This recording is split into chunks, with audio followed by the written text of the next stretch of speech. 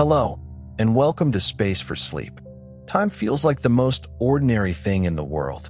It is the clock on a wall, the number on a phone, the length of a day, the memory of yesterday, the expectation of tomorrow. We live inside it so completely that it seems obvious.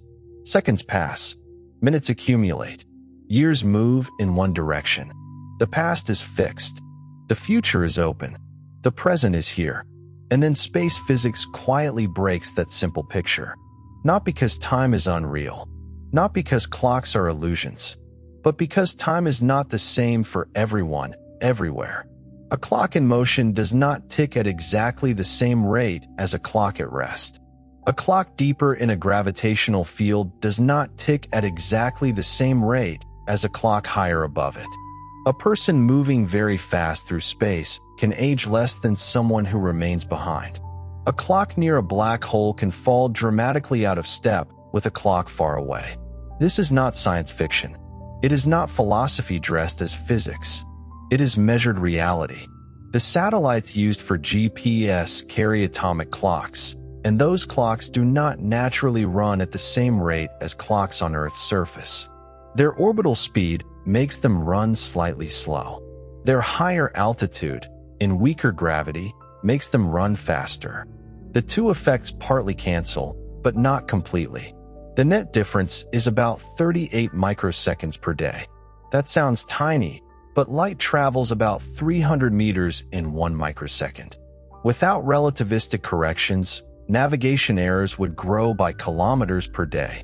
So every accurate GPS position is also a quiet, everyday confirmation of relativity. The answer is stranger and calmer than most popular explanations make it sound.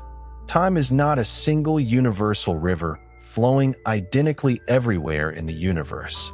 Time is part of spacetime, and spacetime is shaped by motion, gravity, and the structure of the universe itself. Each observer carries their own proper time along their path through spacetime. Your clock measures your own passage. Another clock, moving differently or sitting in a different gravitational field, may measure a different amount of elapsed time between the same two meetings. That does not mean reality falls apart. It means reality is more precise than ordinary intuition. The central idea is simple enough to carry through everything. Time is real, but it is not universal. That one sentence changes the way every clock in the universe should be imagined. A clock is not measuring some invisible master rhythm flowing through all of existence. A clock is measuring the time along its own path. Put the clock on Earth, and it measures one path through space-time. Put it in orbit, and it measures another. Carry it through a fast journey, and it measures another. Let it fall near a black hole, and the comparison with distant clocks becomes stranger still. The universe does not ask every clock to agree in the old simple way. It asks every clock to be faithful to its own route. That is why time and space is not just a question about numbers. It is a question about paths. A satellite path, a planet path, a particle path, a human path. Each path has a duration, and that duration is not always the same as the duration measured along another path between related events. The everyday world hides this because our speeds are slow and Earth's gravity is gentle. The clocks around us agree well enough that time feels universal. A kitchen clock, a phone clock, a clock across the street, and a clock in the next room all appear to share one simple present. Their differences are so tiny that ordinary life never notices them. That is why human intuition is not foolish. It was built in a world where relativistic effects are almost invisible. A person walking down a street, a bird crossing the sky, a train moving between cities, all of them move slowly compared with light. A person climbing a staircase changes height in Earth's gravity by only a tiny amount. At our scale, time behaves with enough uniformity that common sense works. But common sense is local. Space reveals the hidden precision beneath it. Space stretches the comparison. It gives us satellites high above Earth, particles arriving almost at light speed, compact stars with enormous gravity, and black holes where the relationship between local time and distant time becomes extreme.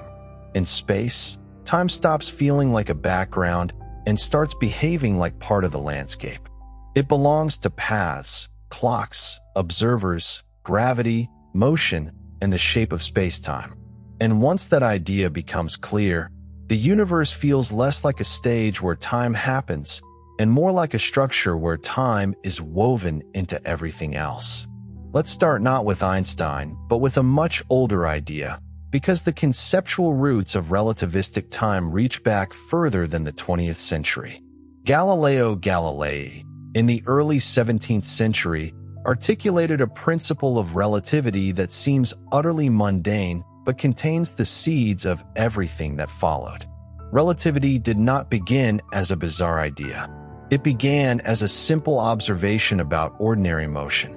If a ship moves smoothly, without rocking or acceleration, the people inside cannot detect the ship's constant motion by experiments performed inside the cabin. A dropped object falls to the floor. A fish swims in a bowl. A butterfly flies normally. The internal laws of mechanics are unchanged. The strange part comes later, when the same principle is applied not only to balls, ships, and planets, but to light and time itself. Galileo's principle, often called Galilean relativity, states that the laws of physics are the same for all observers who are not accelerating. If you are in a ship moving at constant velocity on a smooth sea, with the windows closed, there is no experiment you can perform below decks that will tell you whether you are moving or standing still. You can drop a ball, and it falls straight down from your perspective. You can play a game, pour a drink, balance on one foot. Nothing you do reveals any consequence of the ship's motion, because motion at constant velocity, what physicists call inertial motion, is physically equivalent to being stationary. There is no absolute standard of rest. All that exists is relative motion between observers. Our everyday language treats rest as if it were absolute. A house is at rest. A road is still. A person sitting in a chair is not moving. But Earth is rotating. Earth is orbiting the sun is orbiting the center of the Milky Way, and the Milky Way is moving relative to other galaxies. There is no universal cosmic floor on which everything is standing still. Relativity begins by taking that seriously. Once there is no absolute rest, the next step is to ask what remains absolute. For Galileo, the answer was the laws of motion. A smooth ship and a quiet dock could both host the same mechanical experiments. For Einstein, the answer went deeper.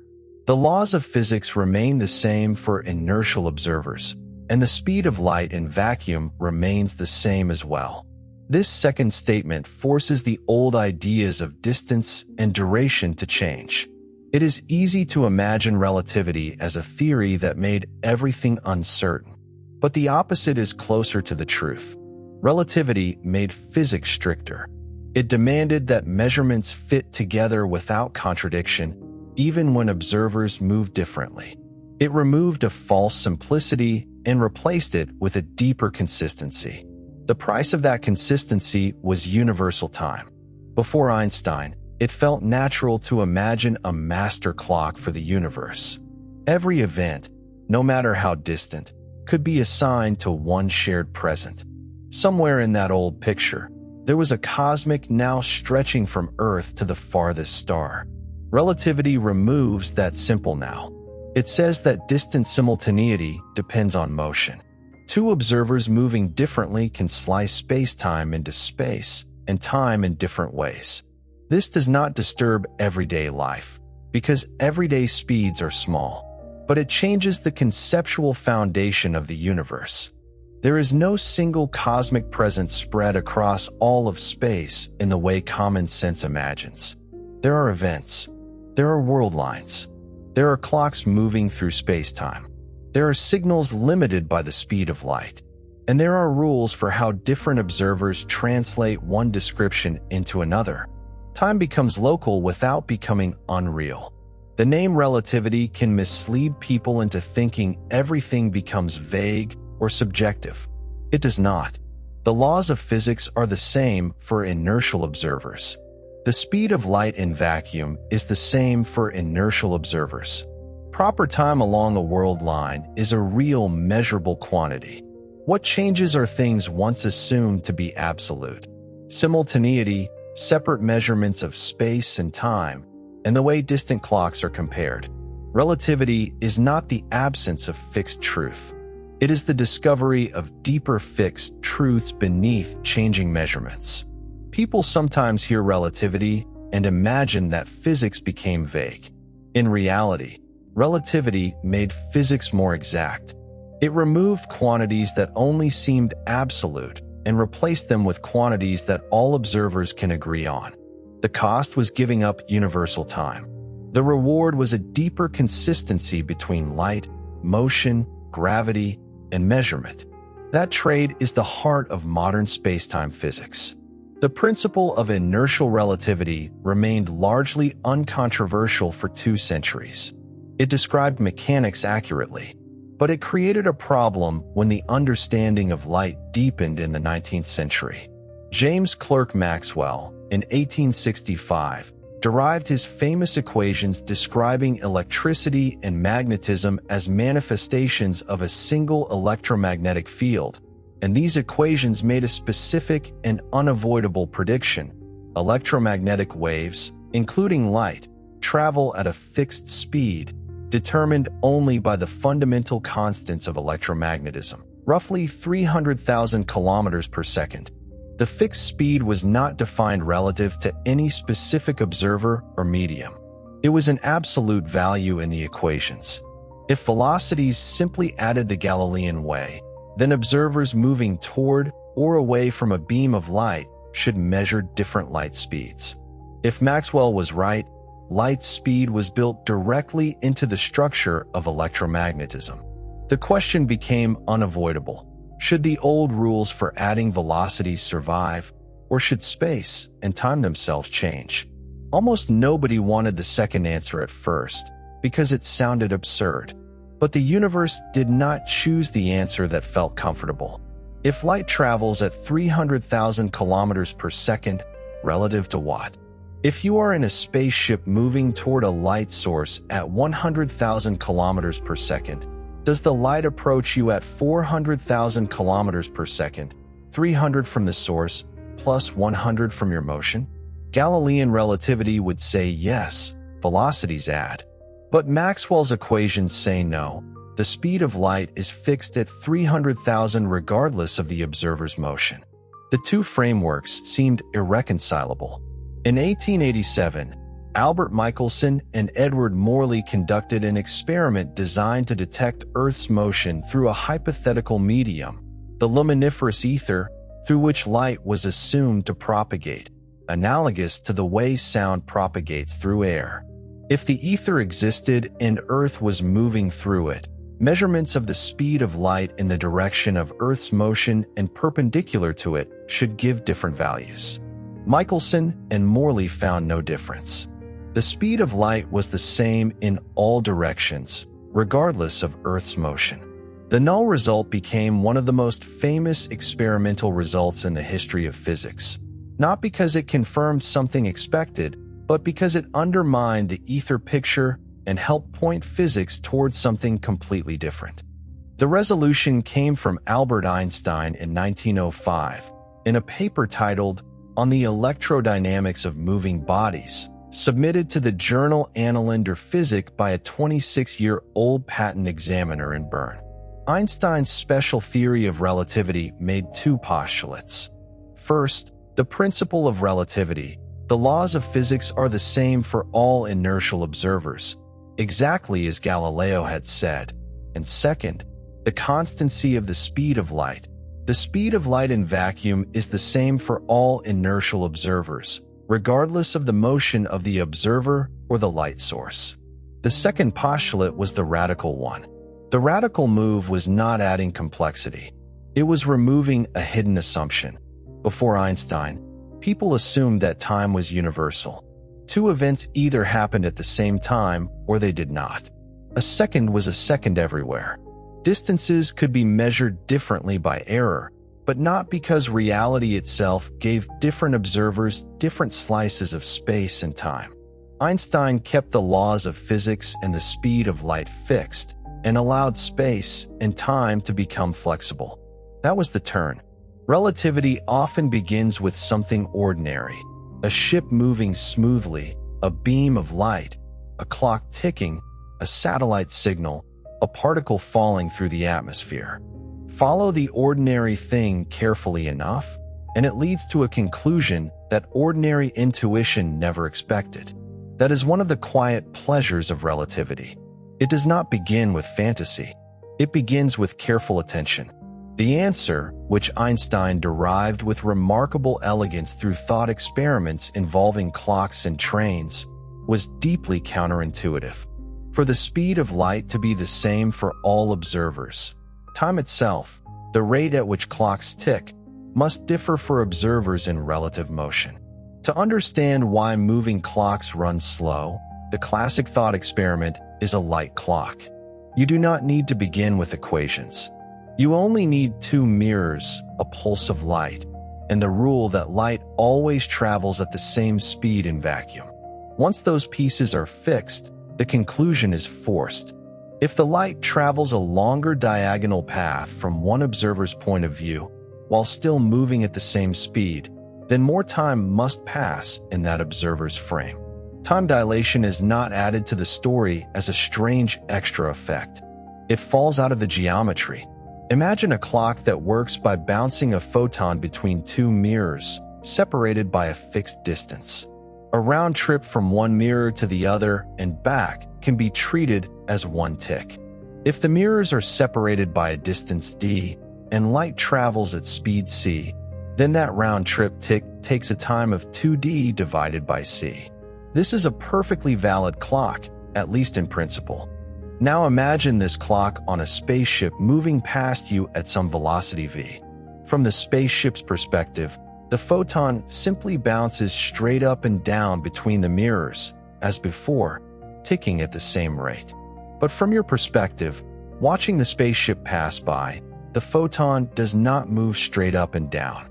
The spaceship is moving horizontally while the photon bounces vertically. So from your perspective, the photon traces a diagonal path. It has to travel farther to get from one mirror to the other than it does in the spaceship's reference frame, because the mirror has moved horizontally while the photon is in transit. The crucial constraint is that the photon must travel at the same speed c for both observers. It travels the same speed, but covers a longer distance in your reference frame than in the spaceship's.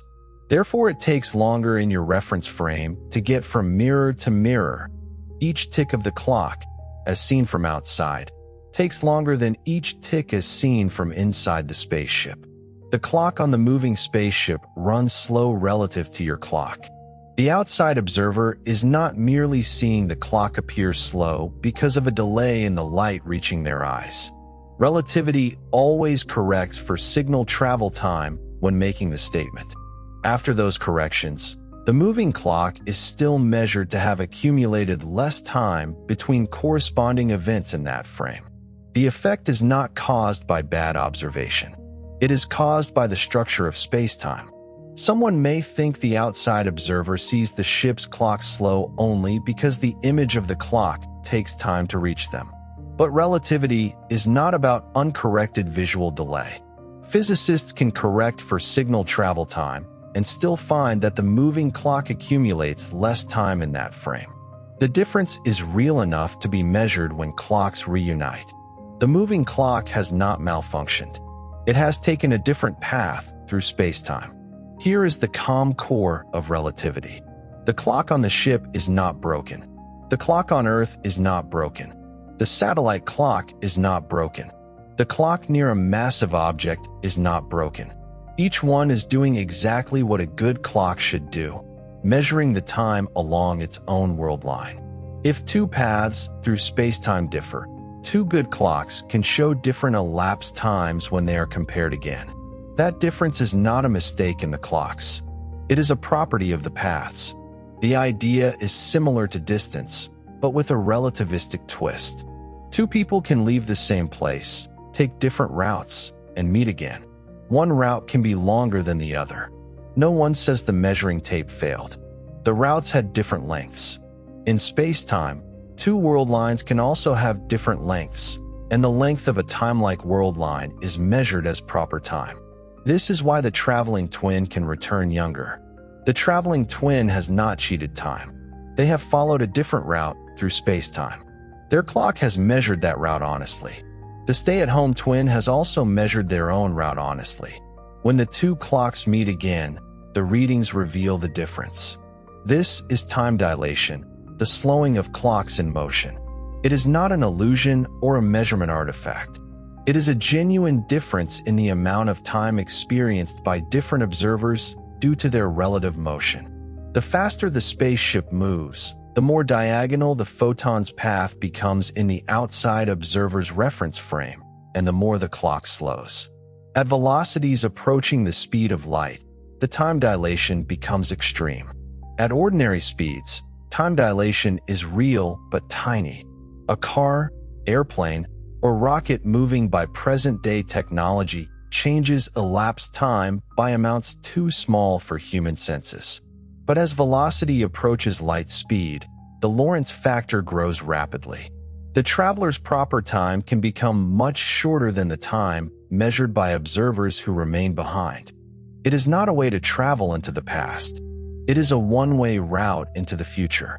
An observer moving at 99% of the speed of light ages at roughly 1/7 the rate of a stationary observer.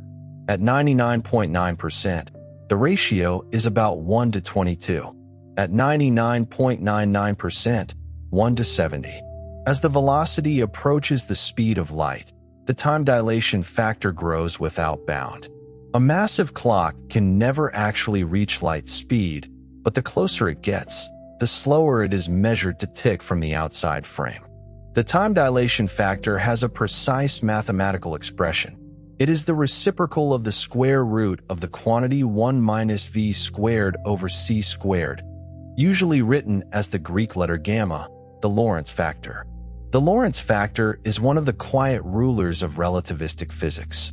At low speeds, gamma is so close to 1 that Newton's world seems correct. A car, a plane, even a spacecraft moving at ordinary rocket speeds has a Lorentz factor only a tiny fraction above 1. That is why human intuition evolved in a world where time seemed universal. The relativistic correction was always present, but too small to notice without precise clocks or very fast particles. As speed approaches light speed, gamma grows without bound. This is why massive objects cannot be accelerated to the speed of light. The closer they get, the more energy is required for each additional increase in speed. The speed of light is not just the speed of a particular particle. It is the structure of space-time showing up as a limit. Massless particles, like photons in vacuum, move at that limit. Massive particles can approach it, but never reach it. The distinction matters because relativity is already strange enough without adding misleading images. The clean statement is, massive observers always experience their own proper time.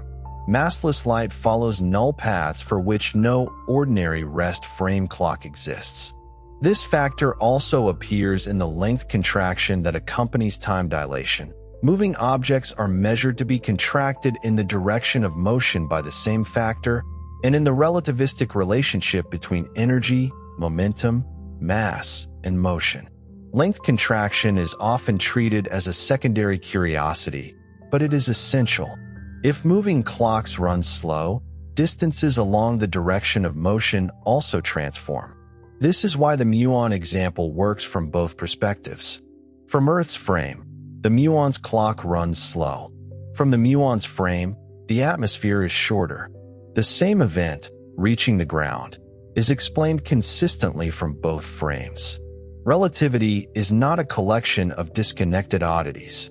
Time dilation, length contraction, relativity of simultaneity, and the speed limit of light are all parts of one geometry.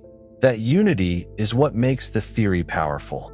A moving clock, a shortened length, and a changed definition of simultaneity are not separate tricks added to rescue the speed of light. They are the same space-time structure seen from different angles. Once that structure is accepted, the strange pieces begin to fit together. The most immediate question most people ask when first encountering time dilation is, but which observer is really right? In everyday life, if two people disagree about time, one clock is wrong or one person made a mistake. In special relativity, two observers in relative motion can both make correct measurements and still disagree about time intervals and simultaneity. The disagreement is not a flaw. It is what the theory predicts, and it is exactly what keeps the speed of light the same for both observers. The universe protects the constancy of light by giving up universal time. That sentence contains the quiet center of special relativity. Nature could have chosen the old intuitive picture, where velocities simply add and time stays the same for everyone. But light did not behave that way. The speed of light in vacuum is woven into the structure of the laws themselves. If that speed is to remain the same for all inertial observers, then time and space must share the burden. Moving clocks compare differently. Moving lengths compare differently. Simultaneity changes. The old separation between space and time cannot survive intact. Special relativity feels strange at first because of this. It does not merely say that fast things behave unusually. It says that time and space were never the separate, absolute containers we imagined. They are mixed together in a way that only becomes obvious when motion approaches the speed of light. At human speeds, the mixing is hidden. Near light speed, it becomes the shape of reality. It also protects causality. If signals could travel faster than light in the ordinary relativistic framework, different observers could disagree not only about simultaneity, but about the order of cause and effect for certain events. Faster than light signaling would threaten the structure that keeps causes before their effects. The light speed limit is therefore not merely a technical speed limit. It is connected to the causal order of spacetime. That is why fast motion can carry a traveler unevenly into the future, while faster than light shortcuts and travel into the past create much deeper problems. The future can be reached unevenly. The past resists being reopened. A character can travel fast, return, and find that more time has passed elsewhere. That is allowed by known physics. A character cannot simply accelerate past light speed, turn around, and rewrite their own past without entering territory where causality breaks or where speculative physics far beyond established relativity is required. The difference matters because the real physics is already dramatic. We do not need impossible time machines for time to be strange. Relativity allows different observers to disagree about simultaneity and elapsed time. It does not allow arbitrary violations of causality in ordinary spacetime. The future light cone of an event contains the events that can be influenced by it. The past light cone contains the events that could have influenced it. Events outside each other's light cones are space-like separated. No signal moving at or below light speed can connect them. The light cone structure is one of the deep ways time and causality are linked. The speed of light is not only about light. It is the boundary of causal influence. If I see your clock running slow, do you not see my clock running slow? And if so, who is actually aging more slowly? The answer, and this is the part that requires the most care, is that both of you, while in relative motion, correctly measure the other's clock as running slow. This is not a contradiction. Simultaneity, the concept of two events happening at the same time, is also relative in special relativity. Events that are simultaneous in one observer's reference frame are not simultaneous in another observer's frame if the observers are in relative motion. Most people can accept, with effort, that moving clocks run slow. But relativity of simultaneity is the deeper change. There is no universal master list of what is happening right now across the universe. A set of events that one observer calls simultaneous may be tilted differently through spacetime for another observer moving relative to the first. This barely affects ordinary life because our speeds are tiny compared with light. But conceptually, it removes the idea of a single cosmic present. This means that the comparison of clock readings is a more subtle operation than it initially appears, and when it is done correctly, taking into account the relativity of simultaneity, the mutual observation of slow clocks is entirely self-consistent. The apparent paradox becomes sharpest when you consider what happens when one observer accelerates, the famous twin paradox.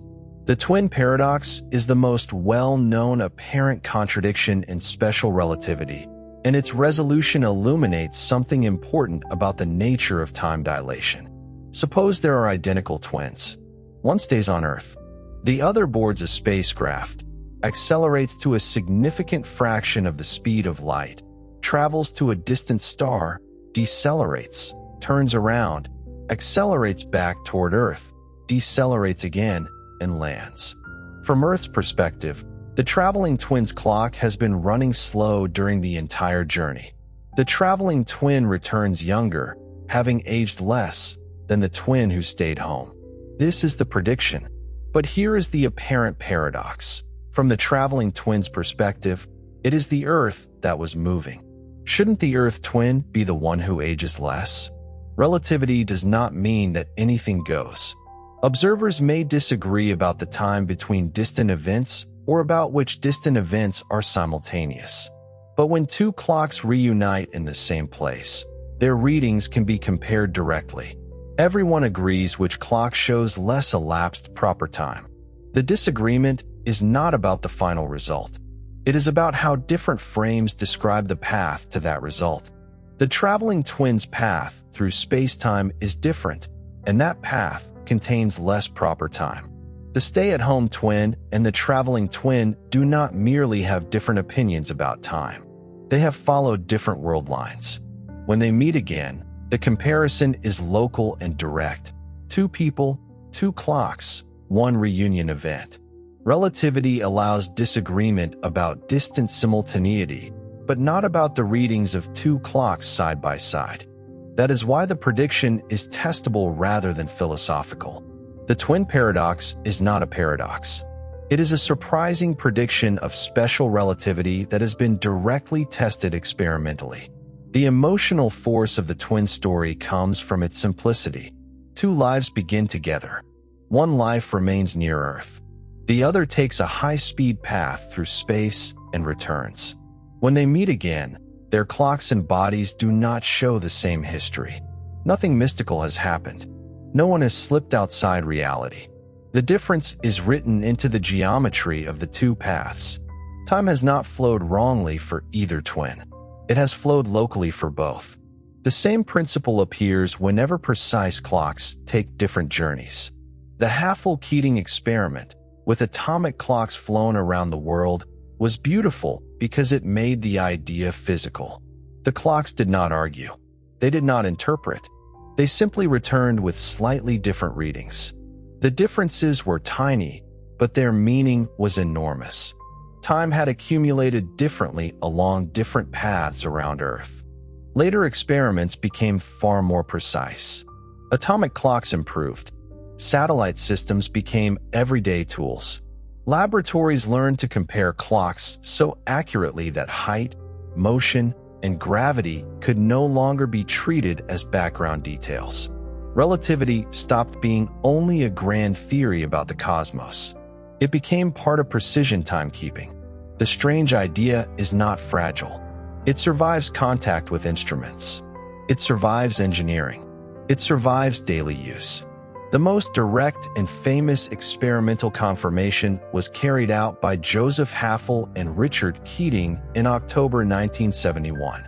They flew cesium atomic clocks around the world on commercial aircraft, eastward on one trip, westward on another, and compared the elapsed time on the airborne clocks with the elapsed time on a reference clock that remained at the U.S. Naval Observatory in Washington, D.C.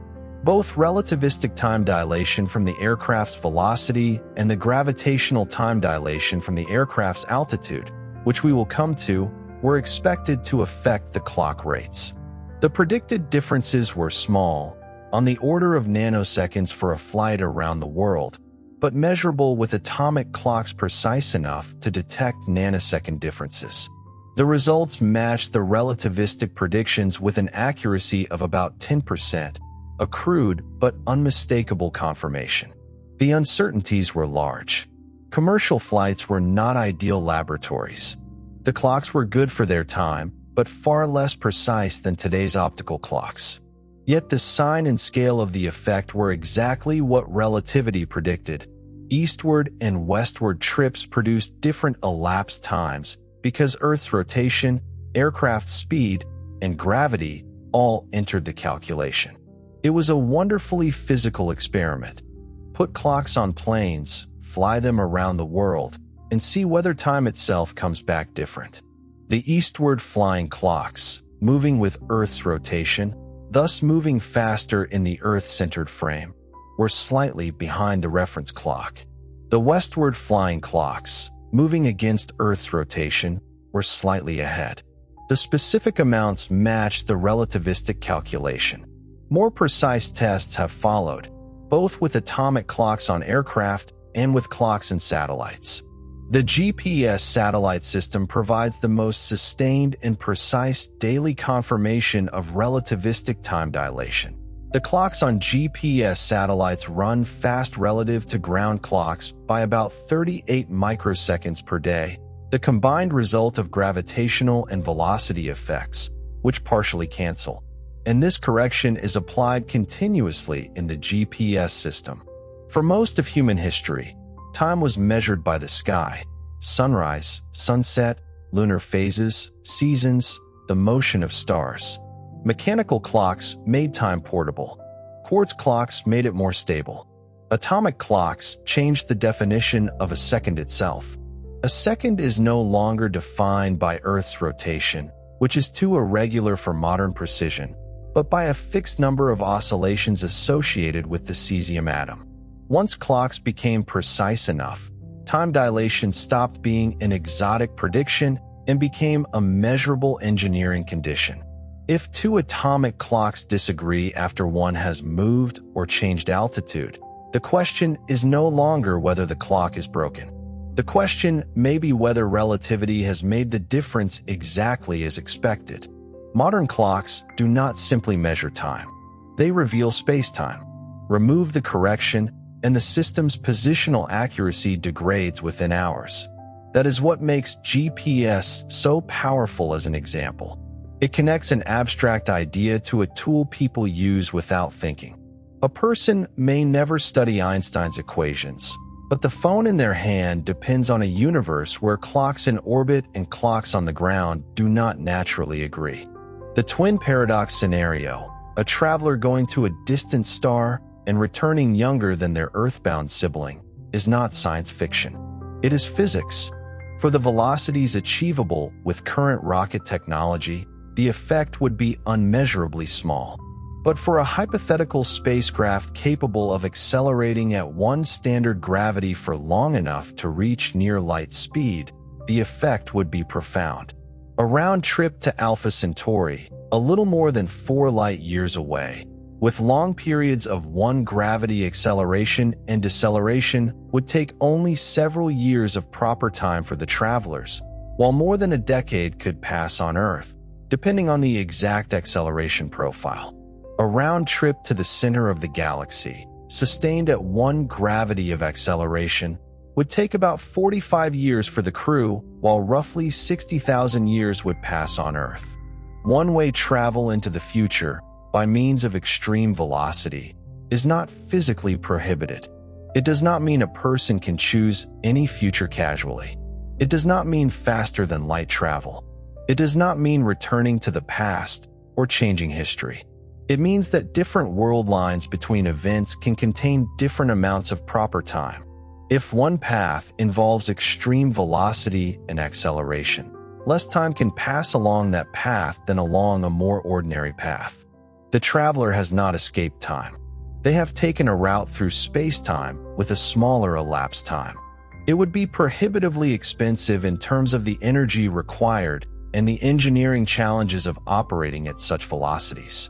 The physics allows it. The technology is inconceivably beyond current capability. Special relativity deals with inertial observers, those moving at constant velocity.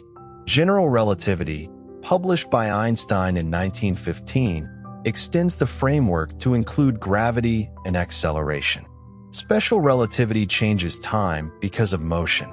General relativity changes time because of gravity. The two ideas are often taught separately, but in the universe they work together.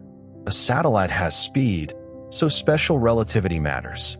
A satellite also sits higher in Earth's gravitational field, so general relativity matters.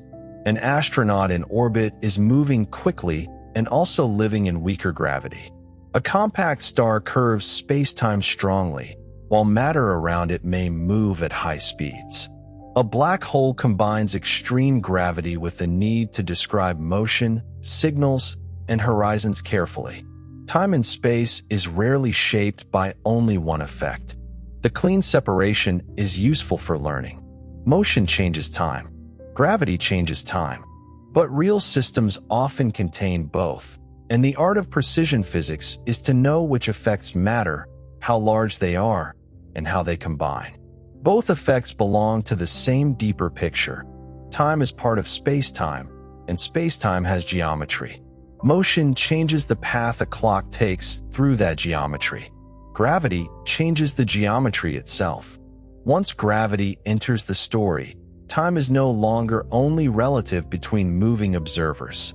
It also becomes different at different heights, near different masses, and around different compact objects. And general relativity reveals a second, distinct mechanism by which time dilation occurs: the curvature of space-time by mass and energy. The central insight of general relativity is that gravity is not a force acting between masses across empty space, as Newton had described it, but is instead the effect of mass and energy curving the geometry of space-time. Newton's theory remains extraordinarily useful. Newtonian gravity remains extraordinarily accurate for everyday speeds, weak gravitational fields, spacecraft navigation in many circumstances, and much of planetary astronomy. General relativity contains Newton's theory as an approximation, the way a deeper map contains a local street map. The difference appears when precision becomes high, speeds become large, or gravity becomes strong. Time dilation is one of the places where the deeper map becomes unavoidable. Objects in a gravitational field are not being pushed or pulled by any force. They are following the straightest possible paths through a curved space-time geometry. The curvature caused by a massive object like the Earth makes free-fall trajectories curve inward, which looks like gravitational attraction from the Newtonian perspective. This curvature of space-time affects not just the paths of moving objects, but the rate at which time passes. The deeper into a gravitational potential well a clock is located, the closer it is to a massive body, the more slowly it runs, as measured by a distant observer outside the potential well. This is gravitational time dilation, and it is physically distinct from the velocity-dependent time dilation of special relativity, though both emerge from the unified space-time geometry of general relativity. The simplest rule is this: lower clocks run slower. A clock on the ground floor ticks slightly more slowly than a clock upstairs. A clock at sea level ticks slightly more slowly than a clock on a mountain.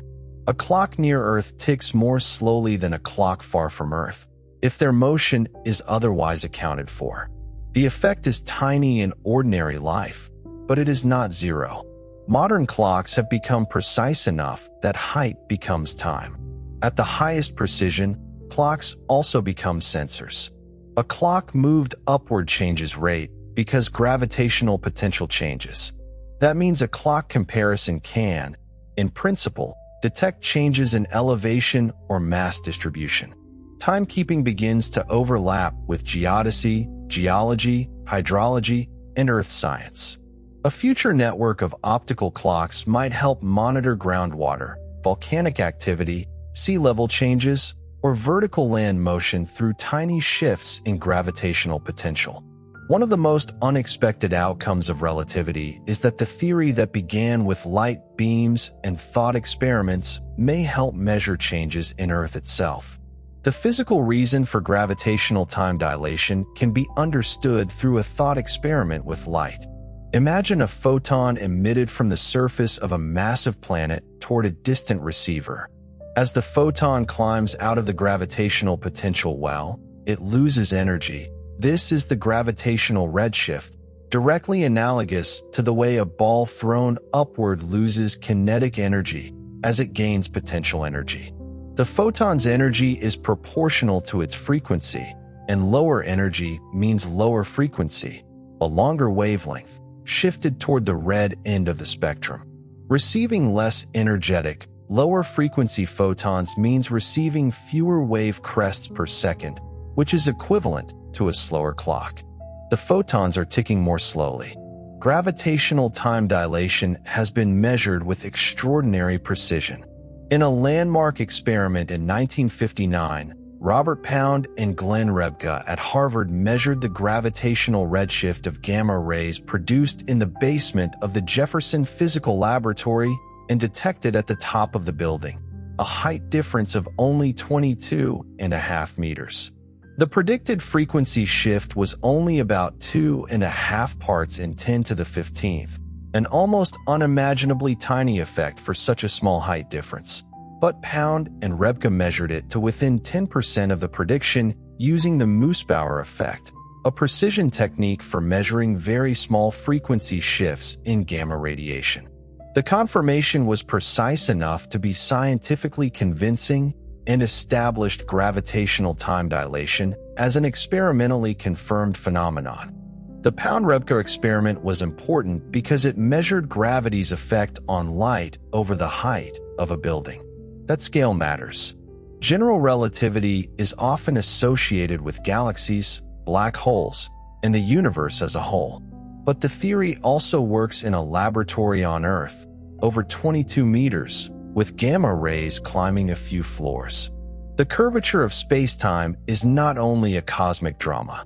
It is present in the room, in the building, in the small difference between upstairs and downstairs. Gravity writes itself into frequency. A clock is not magic. It is a physical system that repeats. A pendulum swings. A quartz crystal vibrates. An atom transitions between energy levels. A light pulse bounces between mirrors. If gravity changes the relationship between frequencies measured at different heights, then gravity changes how clocks compare. In your own local frame, nothing feels wrong. A clock beside you ticks normally. Your body proceeds normally. Your thoughts do not slow in your own experience. The difference appears when the local clock is compared with another clock at another gravitational potential. A clock higher above Earth ticks slightly faster than a clock lower down. The difference is almost impossibly small in daily life, but modern clocks can see it. That fact gives gravity a strange intimacy. The effect is not only near black holes. It is between floors of a building. It is between mountain and sea. It is between the height of your head and the height of your feet, by an amount far too small to feel, but real enough for the best instruments to measure. Time is part of gravity's landscape. The height dependence of time dilation has been tested even more directly with modern optical atomic clocks. In 2010, NIST demonstrated that clocks separated by about 1 foot, roughly 30 centimeters, tick at measurably different rates because of the change in gravitational potential. In 2022, JILA and NIST researchers pushed the idea even further by measuring gravitational time dilation across a millimeter-scale atomic sample. The difference is extraordinarily tiny, but it is real. Clocks higher in Earth's gravitational field tick slightly faster than clocks lower down. The field is sometimes called relativistic geodesy. In the future, clocks may become maps of gravity. A clock network could reveal tiny changes in Earth's gravitational field by watching time itself shift from place to place. In that sense, relativity turns timekeeping into a way of reading the planet. If clocks are precise enough, they can measure height differences by measuring gravitational time dilation. A clock placed higher in Earth's gravitational potential ticks faster. A clock placed lower ticks slower. In principle, timekeeping becomes a way to measure the shape of Earth's gravitational field, the movement of water, the rise and fall of land, and changes in mass distribution. Time is no longer just something we measure with clocks. It becomes a tool for measuring the planet. For more extreme gravitational environments, the time dilation becomes more dramatic. At the surface of a neutron star, with a gravitational field billions of times stronger than Earth's surface, time passes at roughly 2/3 the rate it does far from the star. A clock on the surface of a neutron star runs at about 66% of the rate of a clock at infinity. Near a black hole, time dilation can become extreme as you approach the event horizon, as described by a distant observer's coordinates. The black hole case is dramatic, and it is also easy to misunderstand. The famous visualization of space-time as a four-dimensional fabric that can be curved is useful, but has limits, and understanding those limits helps understand what space-time really is. The analogy is useful as a first picture. Mass changes geometry, and paths curve. But if the analogy is left uncorrected, it can create false understanding. A bowling ball on a rubber sheet bends because Earth's gravity pulls it downward. General relativity is not saying that planets fall into a sheet because another gravity pulls them. It is saying the geometry of space-time itself determines the motion. The analogy can be helpful at first, but the real structure is deeper. Space-time is not a three-dimensional sheet that can be visualized bending into a fourth spatial dimension, the way a rubber sheet bends when a heavy ball is placed on it. This analogy, ubiquitous in popular explanations of general relativity, is misleading in several ways. First, space-time is four-dimensional, three spatial dimensions plus time, not three-dimensional. Second, the curvature of space-time is not a bending into a higher dimensional external space, but an intrinsic property of the four-dimensional space-time geometry itself. Third, and most importantly, the rubber sheet analogy already uses gravity to explain the ball's effect on the sheet, making the explanation circular. You cannot explain gravity by an analogy that already assumes gravity. A better intuition comes from thinking about the geometry of space-time as determining what straight lines look like. A plane crossing Earth follows what may look like a curved route on a flat map, but on the globe it can be close to the shortest path. The curve on the map is partly an artifact of the map. In a similar way, an orbit looks like a curved path through space, but in space-time it is the natural path followed by an object not firing engines. The object is not being dragged away from its straight path. It is following the straightest available path in curved space-time. The trick is that our ordinary eyes do not see four-dimensional geometry directly. In flat space-time, no gravity, a straight line in space-time is what you get when you move through space at constant velocity with no acceleration. In curved space-time, with gravity, the straight lines, called geodesics, are curved in the conventional sense, following the curvature of the space-time geometry. What looks like a curved path through space, an orbit around a planet, or the trajectory of a falling ball, is actually the straightest possible path through the curved four-dimensional space-time geometry. Gravity is not a force deflecting objects from straight paths. It is the geometry of space-time making curved paths look straight. The time dimension in space-time is different from the space dimensions in a specific technical sense. The metric, the formula for measuring distances in space-time, treats time with a different sign from space. This sign difference is what distinguishes the future direction in spacetime from spatial directions, and it is why time can be included in a unified four-dimensional framework while still being experienced as fundamentally different from space. You can move in any spatial direction you choose. You cannot choose not to move in the time direction. You move through time at a rate of 1 second per second in your own frame, always forward, regardless of what you do. In your own frame, your own clock is always normal. You never feel your own time slow down. A traveler moving near light speed does not experience their thoughts becoming sluggish. A person falling toward a black hole does not see their own watch freeze. Time dilation is revealed when world lines are compared, when signals are exchanged, or when clocks reunite.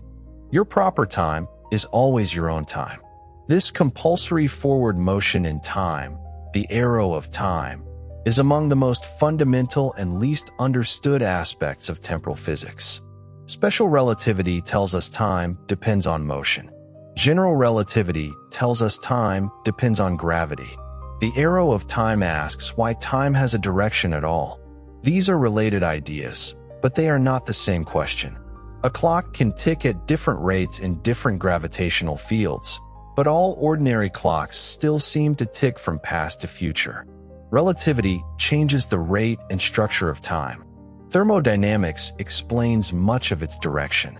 The arrow of time, the fact that time has a direction, that the past and future are fundamentally different, that we remember the past but not the future, that cause precedes effect, that entropy increases, is conceptually distinct from the time dilation and space-time curvature of relativity. Time dilation explains why two clocks can disagree about elapsed time. The arrow of time explains why both clocks seem to move from earlier to later rather than the reverse. These are different mysteries. One is geometric, the other is statistical and cosmological. Both are called time, but they answer different questions. Many of the fundamental laws of physics are either time-symmetric or very nearly so. The equations of classical mechanics, electromagnetism, much of quantum mechanics, and general relativity generally allow a time-reversed version of a process. There are subtle violations of time reversal symmetry in weak interactions, connected to CP violation, but these tiny effects do not explain the ordinary thermodynamic arrow of time we experience. A movie of two billiard balls colliding, played backward, shows another valid billiard ball collision. A movie of an electron emitting a photon, played backward, shows the equally valid process of a photon being absorbed by an electron. At the level of fundamental interactions, forward and backward in time are equivalent.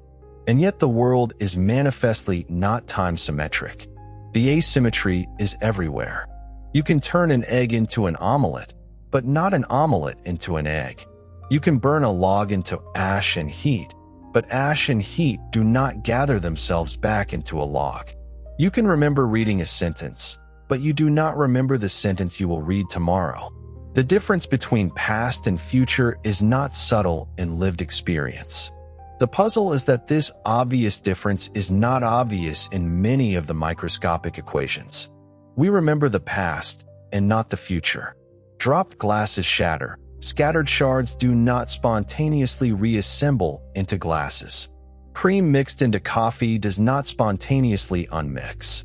Heat flows from hot to cold and never spontaneously flows from cold to hot. Ice melts in warm water.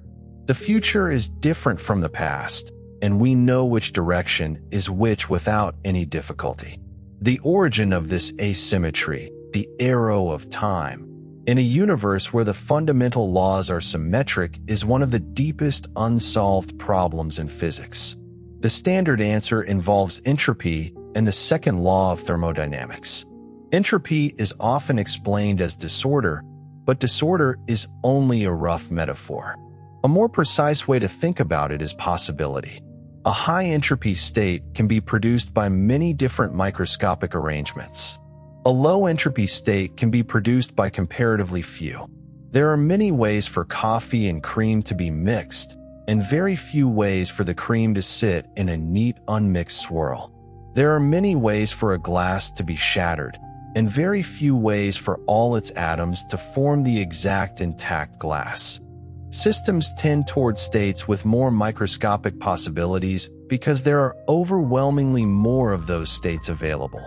Entropy is, roughly speaking, a measure of how many ways the microscopic states of a system could be arranged while producing the same macroscopic appearance.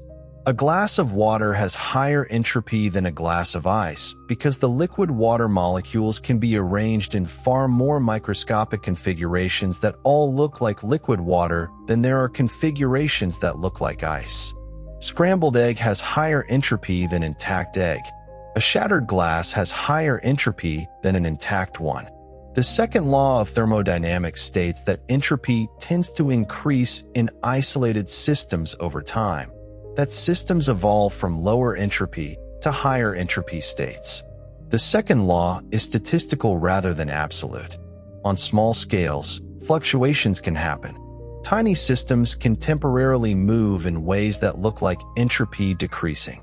But for macroscopic objects, glasses, rooms, planets, stars, the number of particles is so enormous that the odds of a large spontaneous entropy decrease are effectively zero. The second law becomes one of the most reliable rules in all of science, not because it forbids alternatives with absolute logical force, but because the alternatives are fantastically improbable. The future is the direction in which probability has overwhelming momentum. It does not say it's impossible for entropy to decrease spontaneously. It says it's astronomically improbable. The shards of a broken glass could, in principle, spontaneously leap off the floor and reassemble. It would require all the molecules of the shards to happen to be moving in exactly the right directions at exactly the right speed simultaneously. This is not forbidden by any law of physics, but it has never been observed because the probability is so vanishingly small as to be effectively zero on any timescale relevant to human experience. The arrow of time, in this picture, is statistical. The past is the direction of lower entropy. The future is the direction of higher entropy. We move through time in the direction of entropy increase because that is the only direction in which the universe's macroscopic evolution occurs with overwhelming probability.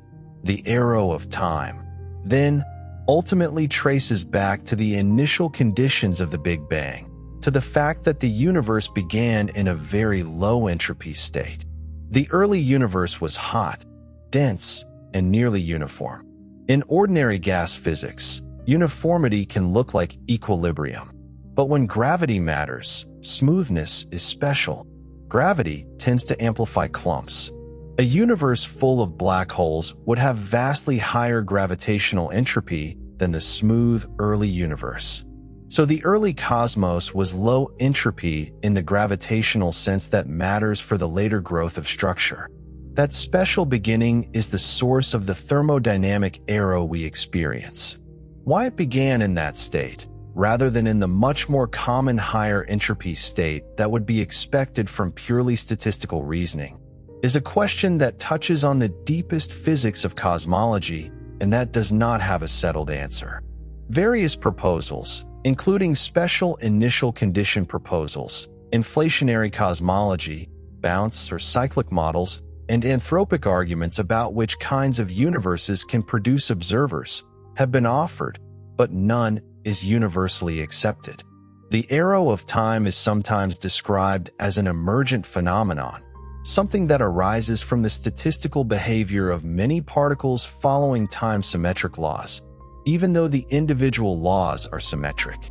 This is true in a technical sense, but it does not fully explain why the initial conditions were low entropy. That question remains genuinely open.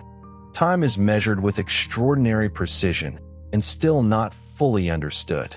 A physicist can calculate the correction for a GPS satellite clock. A laboratory can compare clocks separated by tiny height differences. A particle physicist can predict how long fast muons survive in the laboratory frame. Yet the deep reason the universe began in a low entropy state, and the relationship between physical time and conscious experience remain open. Precision and mystery coexist. That coexistence is not failure. It is the real texture of science. The relationship between time and consciousness, between the subjective experience of time passing and the physical account of time as a dimension of spacetime, is an area where physics and philosophy intersect, and it deserves some attention. Physics can tell us how clocks behave. It can define proper time, coordinate time, space-time intervals, and entropy gradients. It can explain why two observers disagree about simultaneity. But the feeling of a present moment, the sense that time is flowing, the way memory makes the past feel real and the future feel open, these are not directly answered by a clock equation. That does not mean physics and experience are disconnected. It means they are describing time at different levels. The subjective experience of time has properties that physics does not straightforwardly explain. An hour of anxiety can feel longer than an afternoon of focused work. Childhood summers may feel enormous in memory. A familiar drive can disappear from awareness, while a frightening second can seem stretched. None of these psychological effects change the reading of an atomic clock, but they are real features of conscious experience. The physics of time tells us what clocks do. The mind's experience of time tells us how living systems organize memory, attention, prediction, and change. Time seems to flow.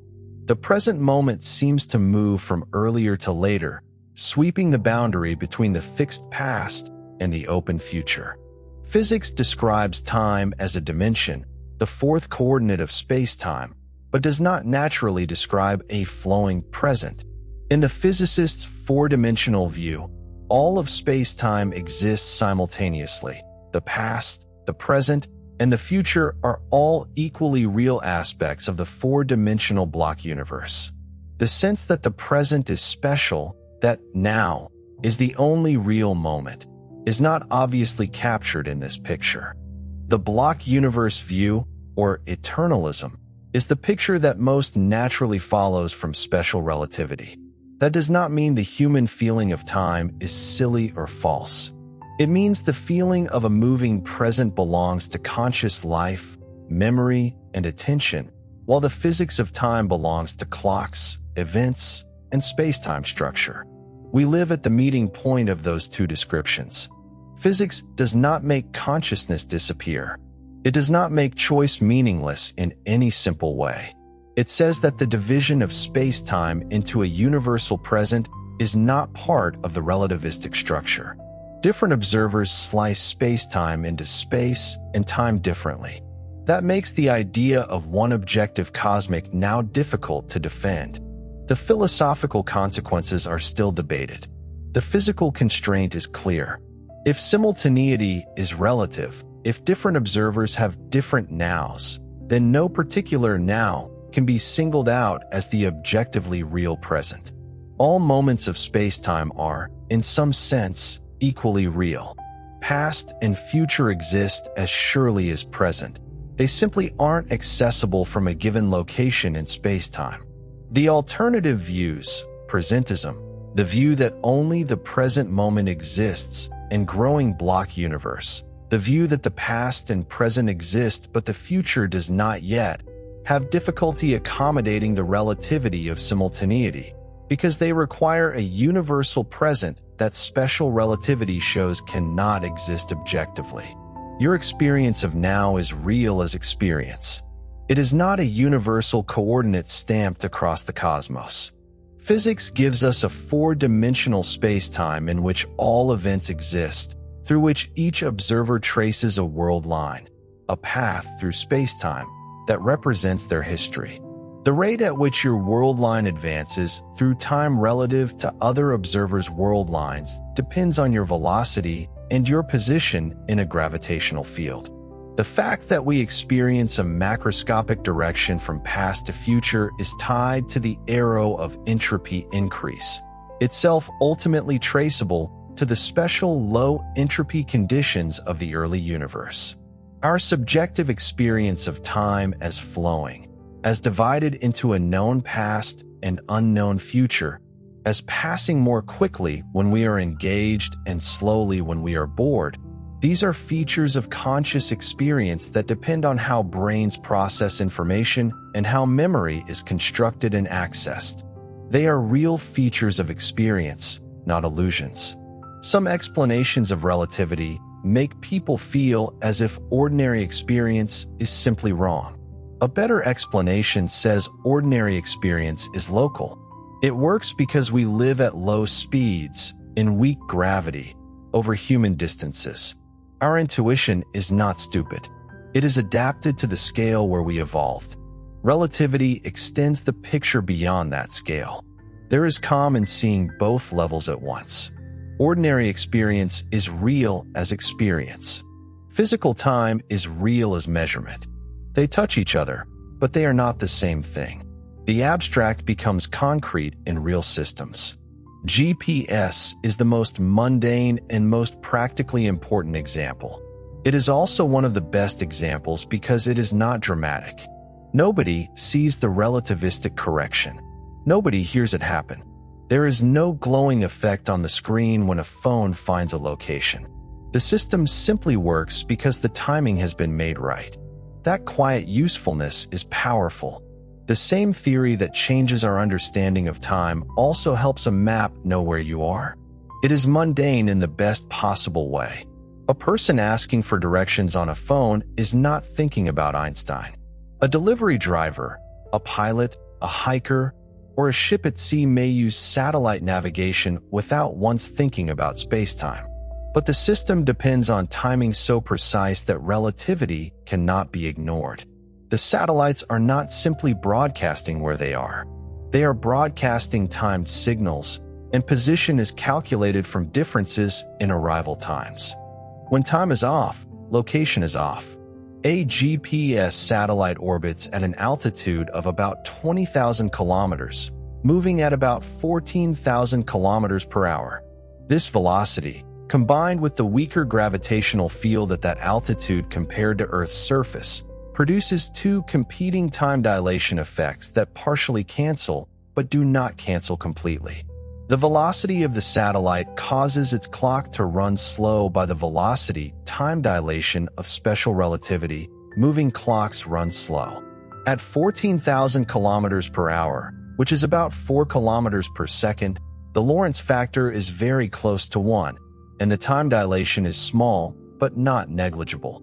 The satellite clock runs slow by about 7 microseconds per day due to velocity. The weaker gravitational field at 20,000 kilometers altitude causes the satellite clock to run fast by the gravitational time dilation of general relativity. Clocks run faster in weaker gravitational fields.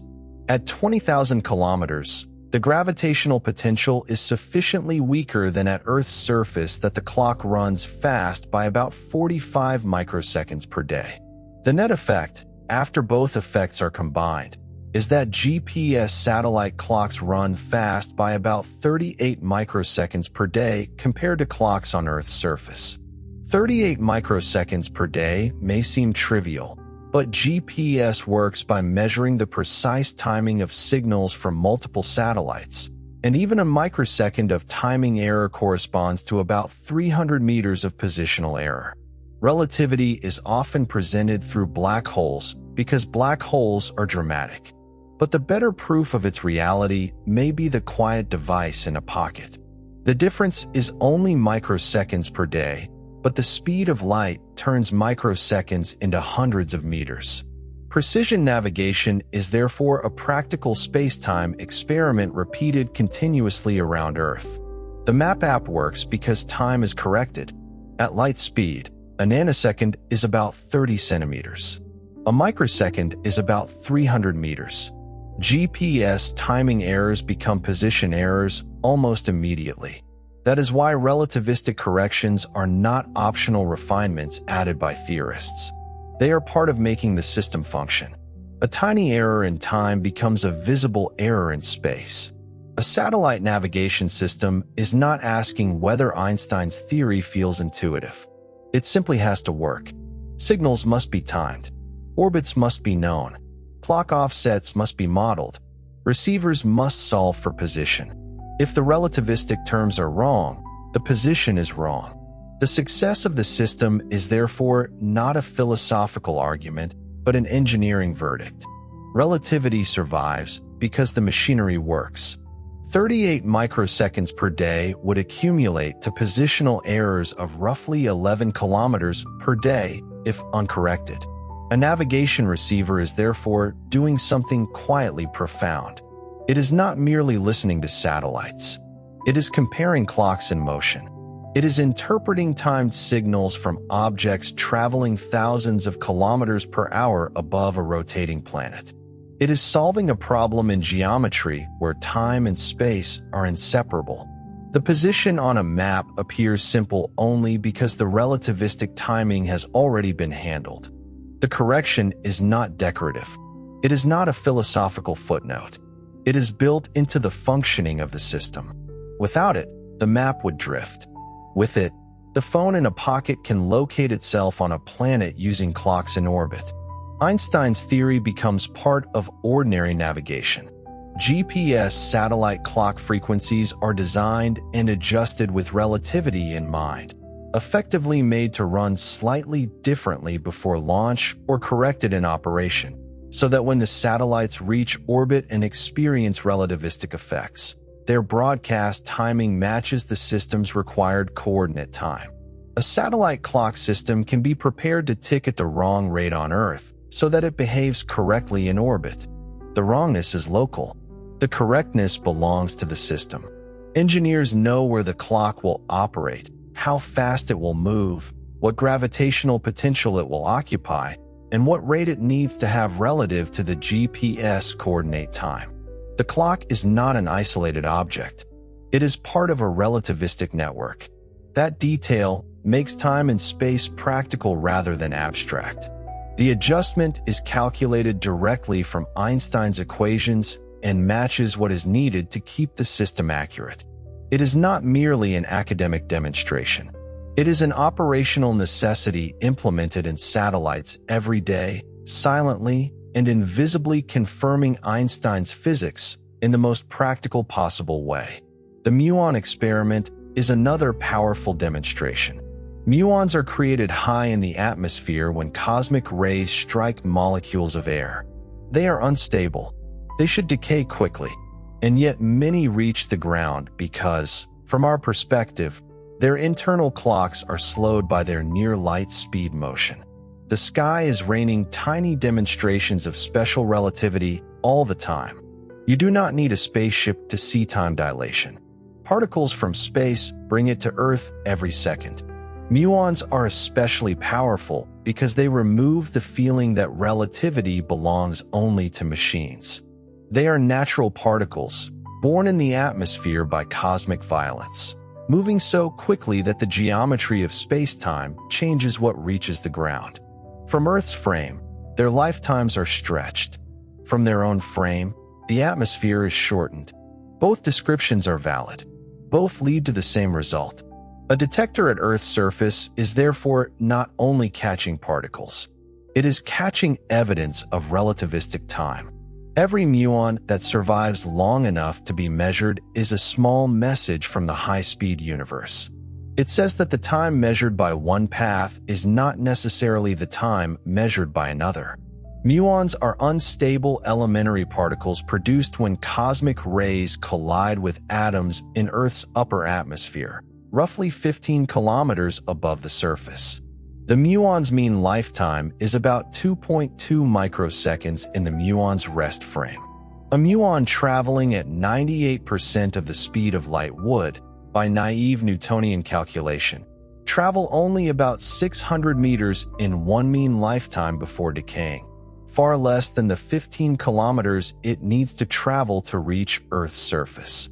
We should see almost no muons at the surface. In fact, we see muons at the surface in large numbers. They are detected by particle physics experiments continuously. The reason is time dilation. A muon moving at 98% of light speed experiences a Lorentz factor of about 5. From the muon's perspective, one mean lifetime is still only about 2.2 microseconds. But those 2.2 microseconds of muon time correspond to about 11 microseconds of Earth time, during which the muon travels roughly 3 kilometers, still not enough for a typical 15-kilometer journey through the atmosphere. For the actual velocities of cosmic ray muons, often 99.9% of light speed or more, with Lorentz factors of many tens, the time dilation becomes sufficient. A muon at 99.9% of light speed has a Lorentz factor of about 22, so its 2.2 microseconds correspond to about 48 microseconds of Earth time, during which it travels roughly 14 kilometers, just enough to reach the surface. From the muon's own perspective, by the way, the 15 kilometers of atmosphere is length contracted to about 0.7 kilometers, short enough to traverse in 2 microseconds. Length contraction and time dilation are complementary effects that both ensure the same physical outcome. The muon reaches the surface. The muon experiment is a direct, terrestrially occurring demonstration of relativistic time dilation that has been confirmed experimentally to high precision. Particle accelerators provide another everyday for physicists example. In a circular accelerator, particles can be pushed to speeds extremely close to the speed of light. As their energy rises, their speed increases only slightly because they are already near the limit. Most of the added energy goes into increasing their relativistic energy and momentum, described by the Lorentz factor. The timing of radio frequency cavities, the bending of particle beams by magnets, and the lifetimes of unstable particles all have to be calculated relativistically. If engineers tried to run a modern accelerator with Newtonian time and velocity rules, the machine would not work. Relativity is a working tool, not only a philosophical revolution. It is used to design experiments. It predicts beam behavior. It explains why unstable particles in accelerators live longer in the laboratory frame than their rest frame lifetimes would suggest. It is built into the machinery of high-energy physics. Relativity is not a distant theory. It is part of the operating manual. Before moving to black holes, it is worth pausing on a less extreme but very real question. Do astronauts age differently in space? Yes, but by tiny amounts for present-day missions. An astronaut aboard the International Space Station is moving at about 7.7 kilometers per second, much faster than a person standing on Earth's surface. That speed makes the astronaut's clock run slightly slow relative to clocks on the ground. But the station is also higher above Earth, in a weaker gravitational field, which makes the clock run slightly fast relative to ground clocks. For the ISS, the velocity effect is larger than the gravitational effect, so astronauts on the station age very slightly less than people on Earth over the same mission duration. The difference is real but very small, milliseconds over long missions, not days or years. That separates real relativity from exaggerated popular versions. Space does not automatically make time behave wildly. Low Earth orbit produces measurable but small effects. Near-light speed travel and black holes produce large effects. The same theory covers both, but scale matters. Astronauts are also a good example of why the word space can be misleading. Time dilation is not caused by being in space as a location. It is caused by motion and gravity. A person floating far from planets, but moving slowly relative to a chosen frame, would not experience dramatic time dilation. A person moving near light speed through empty interstellar space would. A person hovering near a black hole would. Space itself is not the magic ingredient. Spacetime geometry and world line are. There is also a rotation effect that matters in navigation. Earth is rotating under the GPS satellite constellation. Signals do not travel through a perfectly static system. The rotation of the Earth introduces what is known as the Sagnac effect, a timing correction associated with rotating reference frames. GPS therefore requires not only the simple special and general relativistic clock corrections, but a carefully defined Earth-centered coordinate system and additional timing terms. The public version, GPS needs relativity, is true. The engineering version is even richer. GPS is a working relativistic time transfer system wrapped around a rotating planet. Time and space cannot be separated from clocks, signals, and coordinates. A satellite does not merely have a time. It broadcasts timing information. A receiver does not merely read a clock. It compares signals arriving from several moving satellites, corrects for their orbits, accounts for relativistic effects, and solves for position and time together. Navigation is geometry performed with clocks. That is an elegant thought. To know where you are, you must know what time it is. To know what time it is, you must understand where the clocks are and how they move. Space turns timekeeping into architecture. The most dramatic familiar cases of time dilation occur near the event horizons of black holes. Astronomers do not need to place a clock near a black hole to infer strong gravity.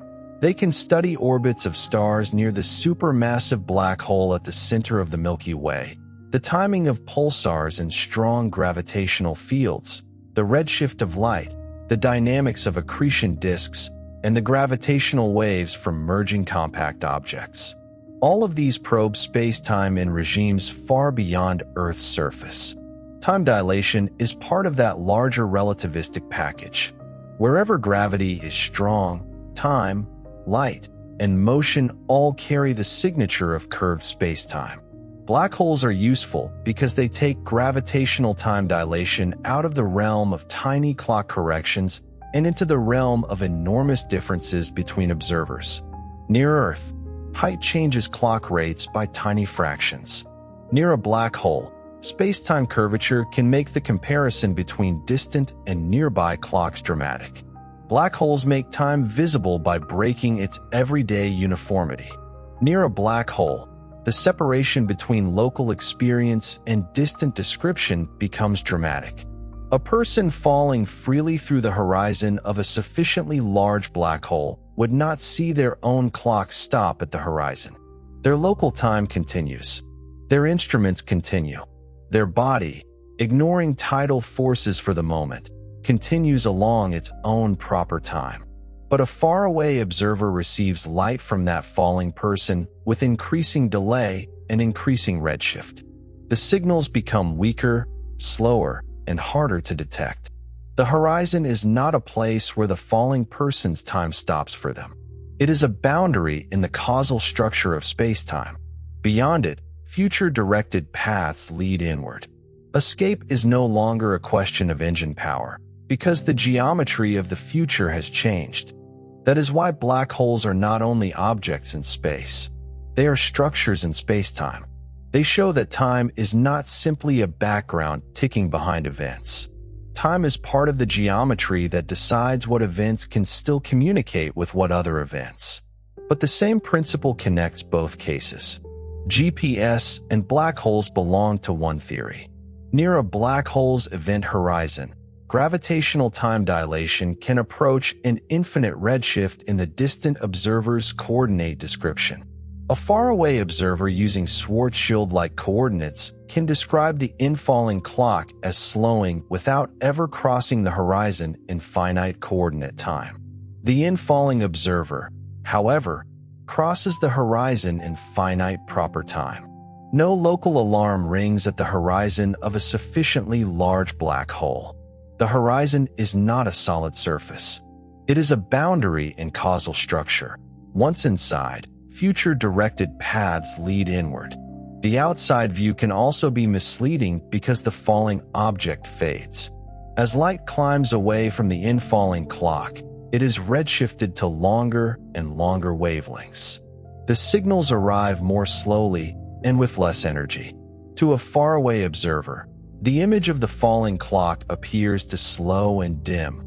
approaching the horizon but becoming increasingly difficult to detect.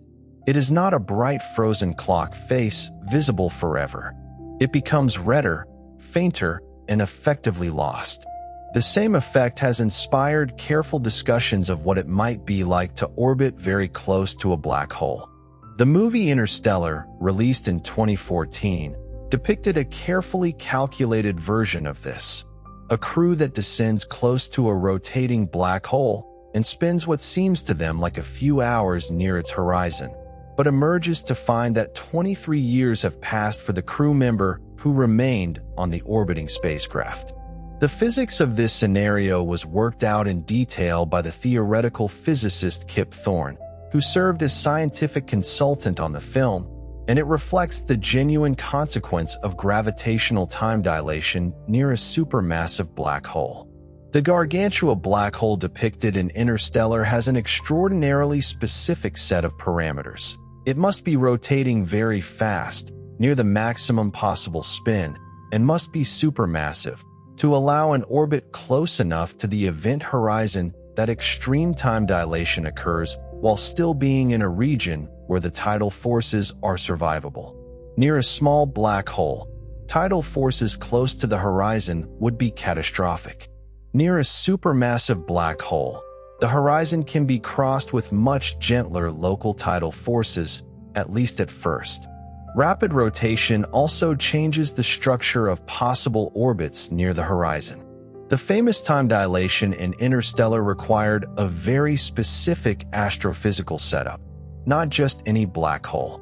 The film used real relativistic ideas, but it used an extreme and carefully chosen corner of the parameter space. With those parameters, the time dilation factors depicted are, according to Thorne's calculations, physically plausible. Gravitational time dilation near a black hole is not only a science fiction device. It is relevant to any mass concentration, including the Earth. The same theory that allows extreme time dilation near a black hole also explains why a clock on a mountain differs from a clock at sea level. The difference is scale, not principle. Physics becomes trustworthy when the same idea works in quiet places and violent places, in laboratories and around collapsed stars. General relativity is not only a theory of the exotic, it is a theory of clocks. The GPS example shows it operating for Earth's relatively weak gravity. The gravitational time dilation near a neutron star, where the surface gravity is billions of times Earth's, would run a surface clock at roughly 60 to 70% the rate of a distant clock. If it were possible to live on the surface of a neutron star, which it obviously is not, for reasons ranging from the million gravity tidal forces to the extreme radiation environment, you would age at about 2/3 the rate of someone at infinity. Neutron stars show that strong time dilation does not require an event horizon. They are not black holes. They have surfaces, magnetic fields, crusts, and extreme densities. Yet their gravity is strong enough that light escaping from the surface is redshifted, and clocks on the surface would run significantly slower than clocks far away. This makes neutron stars laboratories for relativistic gravity in a form different from black holes. Matter still exists in an object, but space-time around it is already strongly curved. The universe gives several levels of time distortion, not only the black hole extreme. There is another way time works in space, the time of the universe itself. Astronomers often speak of lookback time. When a telescope observes a galaxy 1 billion light-years away, it is not seeing that galaxy as it is right now in any simple universal sense. It is seeing light that has traveled for about 1 billion years, depending on the expansion history of the universe. The farther we look, the older the light. A deep field image is therefore not only a map of space, it is also a map of time. Telescopes are time machines in the limited but real sense that they receive ancient light. The moon is seen about 1.3 seconds in the past. The sun is seen about 8 minutes in the past. Jupiter may be seen tens of minutes in the past, depending on where it is in its orbit. The nearest stars are seen years in the past. Galaxies are seen millions or billions of years in the past. Looking outward is looking backward. No telescope sees the universe in a single cosmic present. Every telescope receives light that has taken time to arrive. The moon is nearby, so the delay is small. The sun is farther away, so sunlight is already minutes old when it reaches us. The nearest stars are seen as they were years ago. Galaxies are seen as they were when their light began its long journey across expanding space.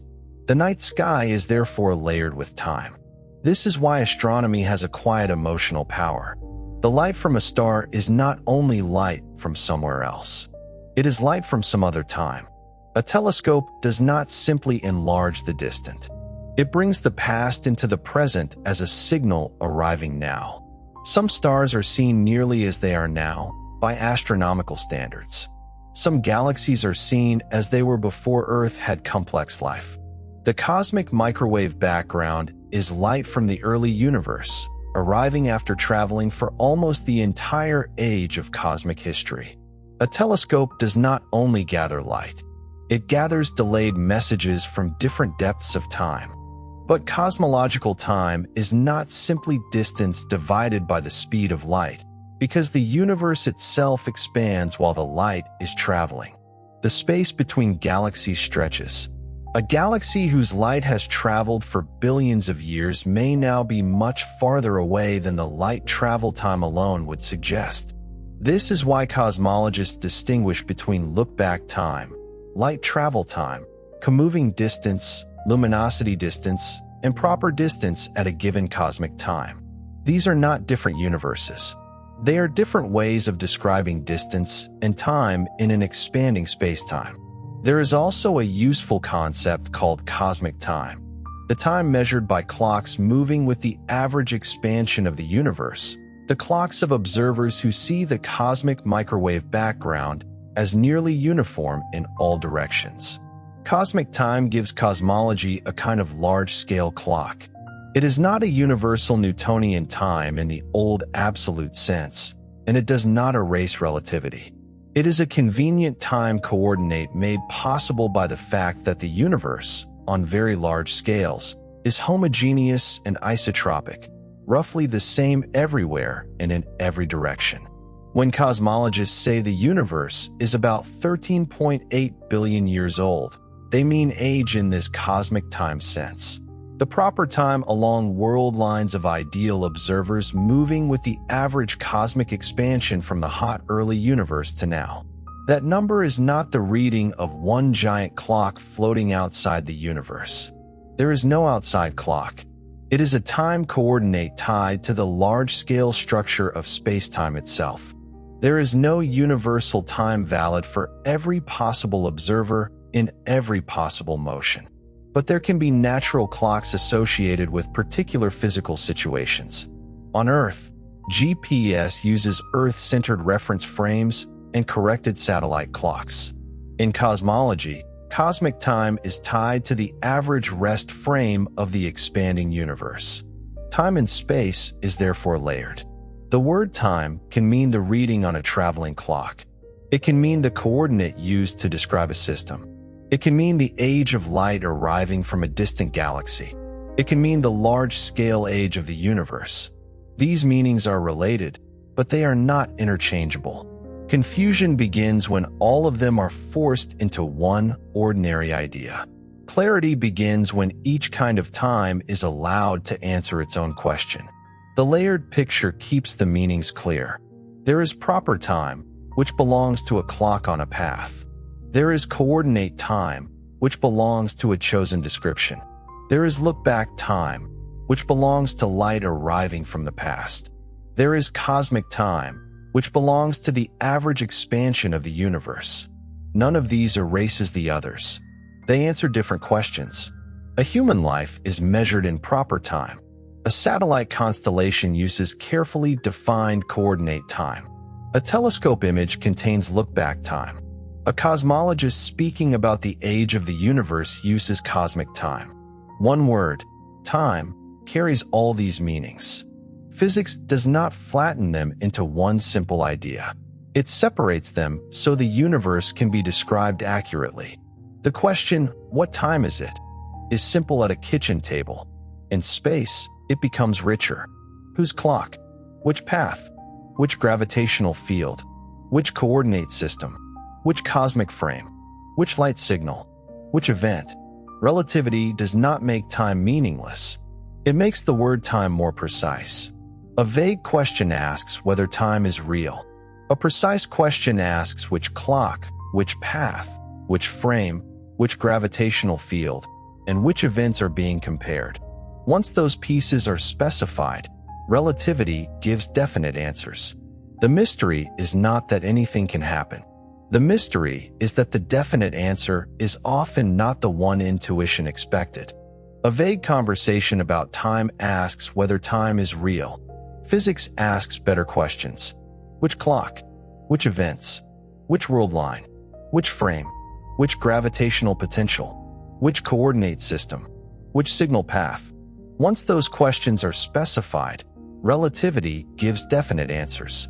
The mystery is not that anything can happen. The mystery is that the definite answer is often not the one intuition expected. A poetic sentence can say time flows differently in space. Physics asks how much, for which clock, relative to which observer, along which path, in which gravitational potential, and measured by what signal. The more precise the question becomes, the less vague the mystery is. Relativity does not dissolve time into mood. It turns time into geometry. There is a concept that deserves mention before we close.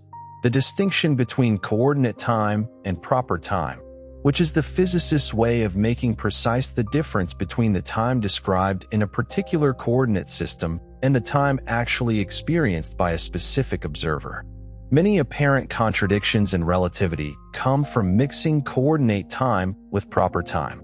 Coordinate time depends on the frame or coordinate system used to describe events. Proper time is what a clock actually measures along its own path. If those two ideas are kept separate, the paradoxes become much less mysterious. The question is not simply how much time passed. The question is, according to which clock, along which path? A clock on Earth, a clock in orbit, a clock on a fast spacecraft, a clock near a neutron star, and a clock falling toward a black hole are not all measuring one universal background time at different levels of accuracy. They are measuring proper time along different world lines. When those world lines separate and reunite, the accumulated readings can differ. The clocks are not arguing. They are reporting their paths. Proper time is the time elapsed along a specific observer's world line, the time their own clock measures, the time they actually experience. Proper time is personal in the precise physical sense. It is not subjective mood. It is not whether an hour feels long or short. It is the reading of an ideal clock carried with you. Your heartbeat, chemical reactions, thoughts, instruments, and aging all follow your proper time. If you travel a path through space-time that contains less proper time than someone else's path, you will genuinely age less when you meet again. That is why proper time is the most physically intimate kind of time. Proper time is an invariant quantity in the sense that all observers agree on what a specific clock reads, regardless of their own state of motion. If you age 20 years between two events in your own history, all observers agree that you have aged 20 years, even though they may disagree about what coordinate time elapsed between those events in their own coordinate systems. The distinction clarifies many confusions about time dilation. When we say a moving clock runs slow, we mean it runs slow relative to the coordinate time of the frame in which the motion is described. But the clock's own proper time, its own experience time, is the full measure of what the clock's occupant experiences. The traveling twin ages less than the stay-at-home twin not because their proper time was wrong, but because their world line through space-time was a different shape, and the path length of their world line in the space-time geometry was shorter, corresponding to less elapsed proper time. Do not ask whose time was secretly real.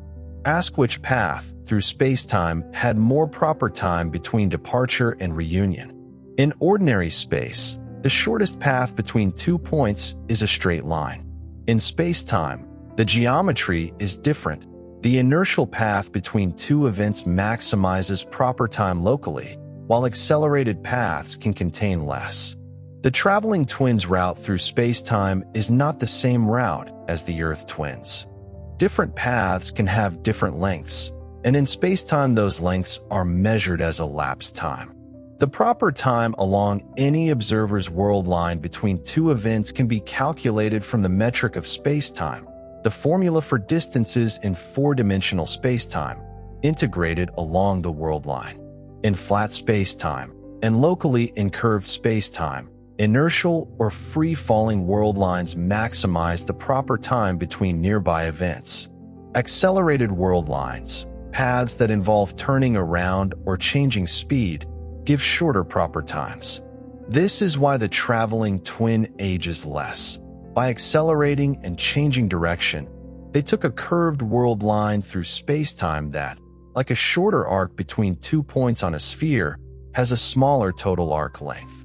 In space-time geometry, it's the longer apparent path that maximizes proper time, not the shorter one, a counterintuitive feature of space-time geometry compared to ordinary Euclidean geometry, but one that is entirely consistent and well-confirmed.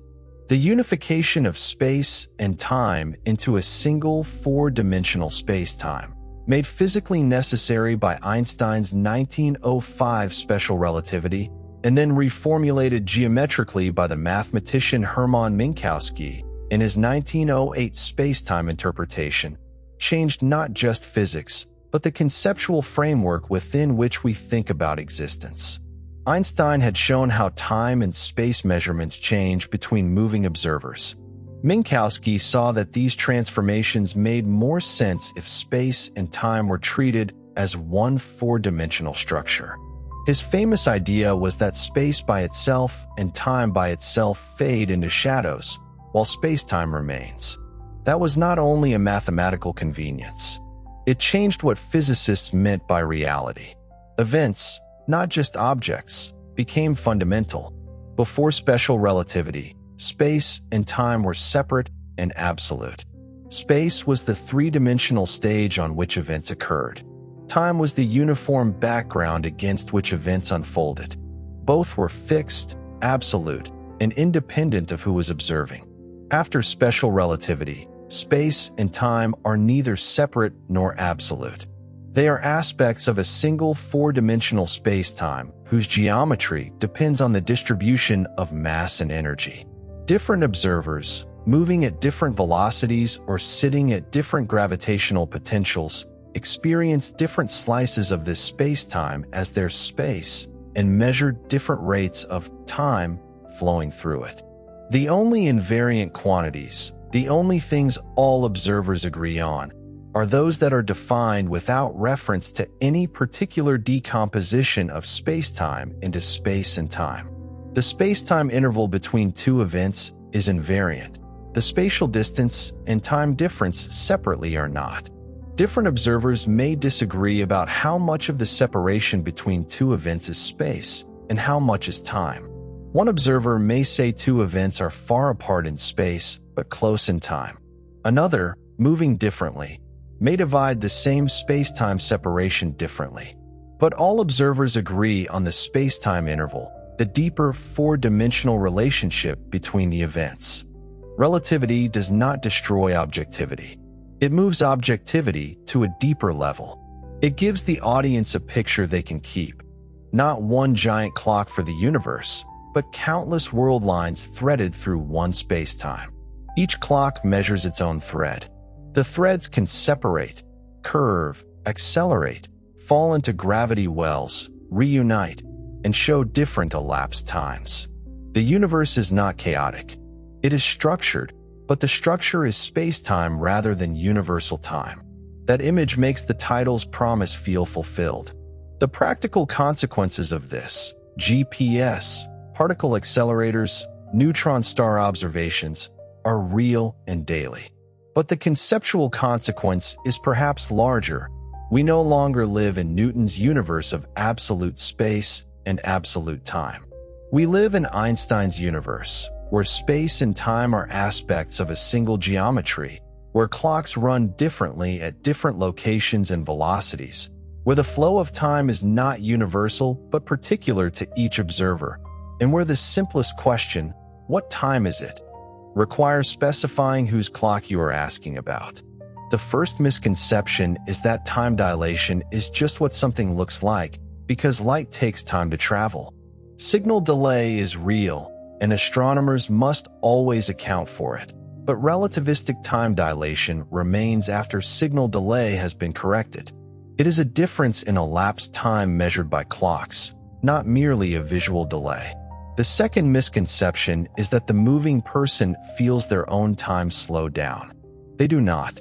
In their own frame, their heart, thoughts, instruments, chemistry, and clock all proceed normally. Time dilation is revealed by comparison with another clock following another path. The third misconception is that gravity makes time slow because clocks are mechanically strained or damaged. A clock deeper in a gravitational field runs slower not because it is malfunctioning, but because space-time itself gives a different relation between clocks at different gravitational potentials. An atomic clock, a light clock, a biological process, and any ideal clock all follow the same rule. The fourth misconception is that relativity says time is fake. It says almost the opposite. Time is so real that its rate depends precisely on motion and gravity. The simple universal time of everyday intuition is not real, but proper time along a world line is as real as any measurement in physics. These clarifications matter because they make the wonder cleaner. The true version is already strange. It does not need exaggeration. Time, as physics describes it, is not the simple, universal, absolute thing that ordinary experience suggests. We have not simply declared that time is strange. We have watched the old idea fail step by step. Galileo removed absolute rest. Maxwell and Einstein forced time to adjust to the constant speed of light. Atomic clocks proved moving and elevated clocks tick differently. General relativity connected gravity to the rate of time. Muons showed relativistic time dilation falling out of the sky. Proper time gave a clean way to compare different paths through spacetime. Entropy gave time a direction. This is not only an abstract truth for physicists to work out in equations. It is part of the reality you inhabit. Relativity is often taught as if it belongs to fast spaceships and black holes. But the theory is not waiting for exotic places to become true. It is true here. It is true in the clocks above Earth.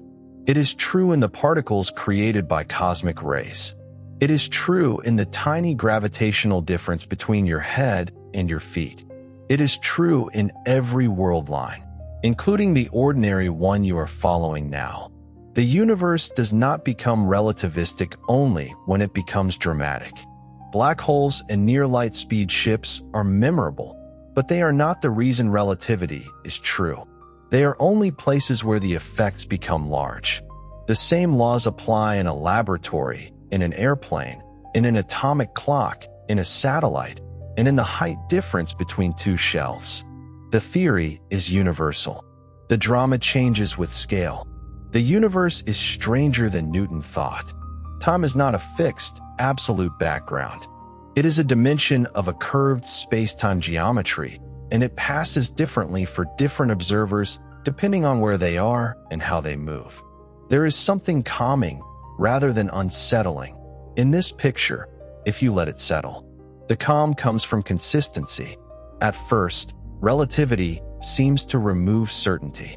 No universal now. No single cosmic clock. Time affected by motion and gravity. But underneath that unfamiliarity is a deeper order. The speed of light is constant. Proper time is measurable. The space-time interval is invariant. Clocks behave predictably. GPS works. Experiments agree. The naive picture breaks. But the universe does not become arbitrary. It becomes more exact. The relativity of time does not mean that nothing is real or that nothing can be known. It means that reality is richer than the naive picture, that what we took for a simple background is actually a dynamic, responsive, curved geometry that registers the presence of mass and the fact of motion. That the universe is more precisely described by acknowledging this richness than by ignoring it. Your clock, wherever you are, however fast you're moving, whatever gravitational field you inhabit, is measuring your proper time. The image makes the universe feel less mechanical and more woven. A planet's orbit is a world line. A photon from a distant galaxy traces a light-like path. A spacecraft leaving Earth and returning draws a curve through spacetime. A person sitting quietly in a room follows a world line too, mostly carried by Earth's rotation, orbit, and gravity. None of these paths is outside time. Each one is a way of having time. That is the calmest way to understand relativity. Every path has its own measure. That makes time personal without making it subjective.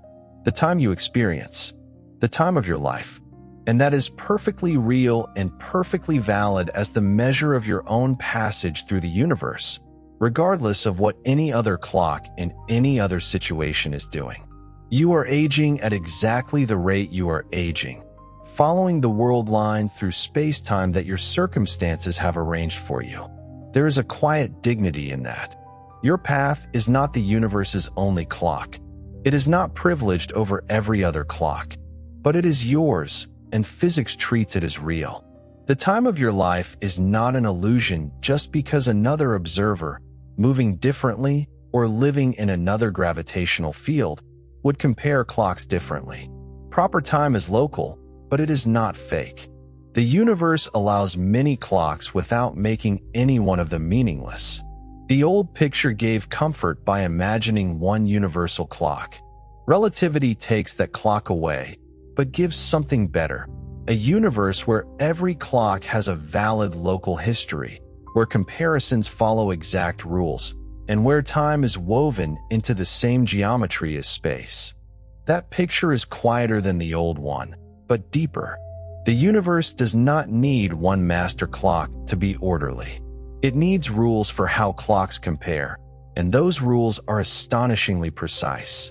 They work for aircraft clocks, satellite clocks, particles in the atmosphere, clocks separated by a floor, and light moving across the cosmos. Time is not a single voice counting for the whole universe. It is a harmony of local clocks, each faithful to its path. That is the calm resolution. Time is not less real because it is local. It is not less meaningful because clocks can disagree. A path through space-time can be measured.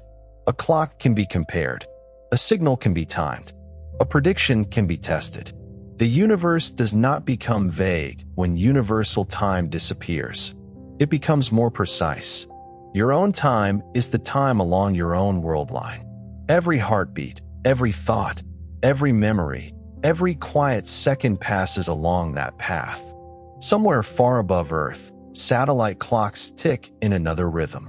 Far beyond them, light from old galaxies travels through expanding space. Near compact stars, gravity changes the comparison of clocks. In laboratories, atomic clocks reveal differences too small for the human body ever to feel. All of it belongs to the same universe. All of it is time. Your own time is not the whole universe's time. It is your path through the universe. Everything else, the cosmological consequences, the black hole extremities, the GPS corrections, the muon survival rates, is simply what happens when you take seriously the fact that the universe is more consistently described by treating time as relative than by insisting it is absolute. It took a century to build the technology to confirm this at the level of everyday life. It took one thought experiment, one patent examiner, 1 year, 1905, to see it clearly for the first time. And even after that, it took decades for the implications to become part of ordinary technology.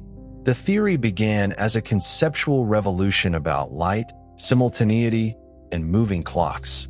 It now lives inside navigation systems, particle accelerators, astronomical observations, and timekeeping laboratories. A beautiful pattern appears here. An idea that once seemed impossibly abstract becomes part of the hidden machinery of daily life. The strange becomes practical, and once it becomes practical, it becomes part of the background of civilization. People do not have to understand relativity for their phones to use it. They do not have to know about gravitational time dilation for satellites to correct it. They do not have to think about proper time for particle accelerators to depend on it. A deep idea becomes infrastructure. The universe remains strange, but the strangeness becomes reliable. And in the quiet before sleep, that thought can make the night feel larger. Somewhere above Earth, clocks are ticking in orbit at rates corrected for motion and gravity. Cosmic ray particles are entering the atmosphere, their short lives extended in our frame by their speed. Light from distant stars is arriving after years of travel. Ancient light from the early universe fills the sky in microwaves. Your own clock, biological and physical, is measuring your proper time along one small world line on a rotating planet. All of it is time, not one universal time, simple and absolute, but a layered physical reality, local, measurable, relative, directional, and woven into space. Good night.